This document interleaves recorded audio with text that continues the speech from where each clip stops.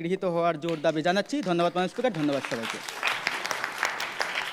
ধন্যবাদ মাননীয় সদস্য মোহাম্মদ আবু তালাহকে তার বক্তব্য প্রদান করবার জন্য। এই পর্যায়ে আহ্বান জানাচ্ছি মাননীয় বিরোধী দলীয় সংসদ সদস্য মোসাম্মদ ফারিয়া ইয়াসমিন আকিকে তার বক্তব্য প্রদান করবার জন্য। মাননীয় স্পিকার, আমার সরকার দলের সংসদ সদস্য বলে গিয়েছেন ছাত্র রাজনীতি বলতে তারা ছাত্রের অধিকারকে বোঝাচ্ছে। মাননীয় স্পিকার, এখানে তারা দলীয় লেজুর ভিত্তিক ছাত্র রাজনীতিকে বোঝাচ্ছে না। তাহলে ছাত্র অধিকার দিয়ে 20 থেকে 25 বছর ধরে বুয়েটে ছাত্র রাজনীতিতে শিক্ষার সুষ্ঠু পরিবেশ কতটুকু তারা গড়ে তুলতে পেরেছে তার সুস্পষ্ট ব্যাখ্যা কিন্তু তারা দিয়ে যেতে পারেনি। মাননীয় স্পিকার, বুয়েটের ছাত্র রাজনীতি সুষ্ঠু শিক্ষার পরিবেশ সহায়কই যদি হতো তাহলে আজকে 2024 সালের প্রেক্ষাপটে দাঁড়িয়ে আজকে আমাদেরকে বিতর্ক করতে হতো না। মাননীয় স্পিকার, বুয়েটের ছাত্র রাজনীতি সুষ্ঠু শিক্ষার পরিবেশ সহায়ক না বলে আজকে আমরা 2024 সালের প্রেক্ষাপটে দাঁড়িয়ে বিতর্ক করছি। মাননীয় স্পিকার, আজকে আমার দলের নেতা ও উপনেতা দেখিয়ে গেছে কিভাবে বুয়েটে ছাত্র রাজনীতি সুষ্ঠু শিক্ষার পরিবেশের নেতিবাচক প্রভাব ফেলছে। মাননীয় স্পিকার, মনে প্রশ্ন জাগে, যেই দেশের স্বাধীনতায় ছাত্র রাজনীতির এত গৌরবময় ইতিহাস রয়েছে, সেখানে ছাত্র রাজনীতির মাধ্যমে তারা আদৌ কেন এসব নেতিবাচক প্রভাবগুলোকে রুখতে পারছে না?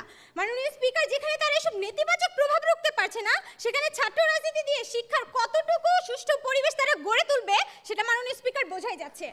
অবসরপ্রাপ্ত অধ্যাপক মোহাম্মদ কায়কোবাদ বলেছেন, ছাত্র রাজনীতির নামে শিক্ষার পরিবেশে বিঘ্ন করার কার্যক্রম মোটেও গ্রহণযোগ্য নয়। তার মানে মাননীয় স্পিকার, বুয়েটের এই অবসরপ্রাপ্ত অধ্যাপক মোহাম্মদ কায়কোবাদ স্যার উনি কিন্তু নিজেও জানেন যে সেখানে পরিবেশ বিঘ্ন করার মতো কার্যক্রম ঘটে থাকে।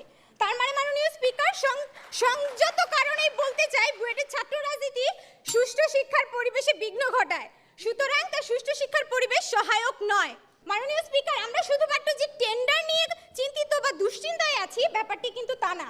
কিন্তু এই যে ছাত্রদের অধিপত্য, ছাত্র রাজনীতি এলে ছাত্রদের যে অধিপত্য ক্ষমতা প্রদর্শন শুরু হয়, সেটাকে আপনি কিভাবে সামলাবেন মাননীয় স্পিকার? যেই ক্ষমতা প্রদর্শন শুরু হলে ব্যবসায়িক ক্ষতির মুখে পড়তে হয় বুয়েটের ক্যান্টিন মালিকদের। যেই ক্যান্টিন মালিকদের ক্ষতির মুখে পড়ার কারণে আমরা দেখতে পাই মাননীয় স্পিকার, বুয়েটের ক্যান্টিনের ডাল হয়ে যায় আজকে আমাদের হাত ধোয়ার পানির মতো। মাননীয় স্পিকার, আমার মনে হয় সরকারি দল সেই পানিতে ডুবে ডুবে এই মুহূর্তে কিছু দেখতে না পেয়ে ছাত্র রাজনীতিকেই শুধু সুষ্ঠু শিক্ষার সহায়ক ভাবছে। মাননীয় স্পিকার, নেতা হতে হলে, দেশকে নেতৃত্ব দিতে হলে সুষ্ঠু শিক্ষার কোনো বিকল্প নেই।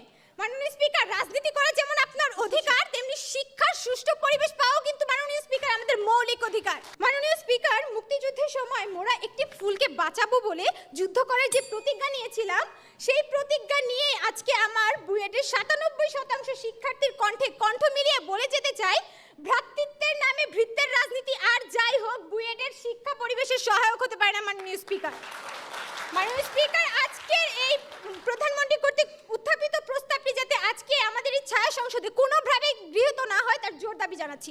ধন্যবাদ মাননীয় স্পিকার এবং ধন্যবাদ সবাইকে। ধন্যবাদ। আমরা দু দলের